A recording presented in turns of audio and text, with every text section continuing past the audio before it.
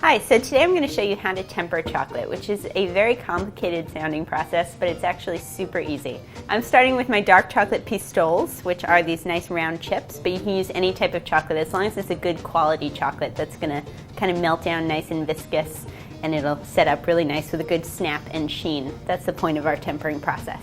So I'm going to bring this over to the stove where I have a double boiler. I'm going to hop on over. So I'm just melting down this chocolate about two-thirds of the way.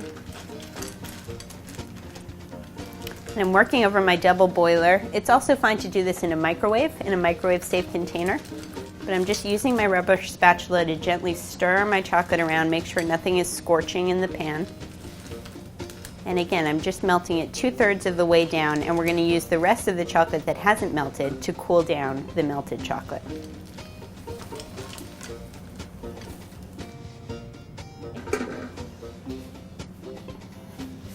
So my chocolate is melted two-thirds of the way. You can see I still have kind of big chunks of chocolate running through it.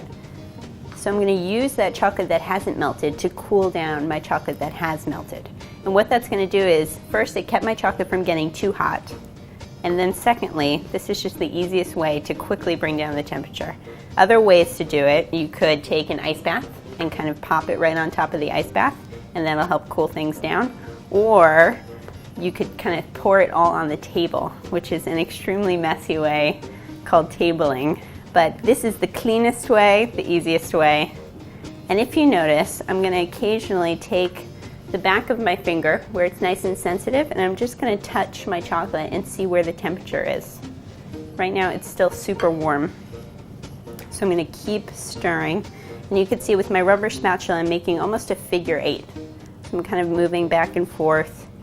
This keeps me from getting too many air bubbles kind of incorporated into my chocolate. It's just nice and gentle. I'm stirring and stirring. And if you notice that your chocolate has completely melted before it cools, and we're looking for it to cool to about room temperature or a little bit cooler, then add a little bit more chocolate. So I'm going to add a few more chocolate chips,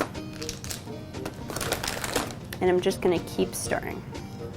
So what is the purpose of tempering? The purpose of tempering, A, is to get our chocolate to the point where we've melted it down, but then we've cooled it down so that it'll set at room temperature, which means you'll get nice, firm, stiff candies without having to pop them in the refrigerator. Kind of think of M&Ms, melt in your mouth, not in your hand. You want something that'll be at room temperature and not go anywhere.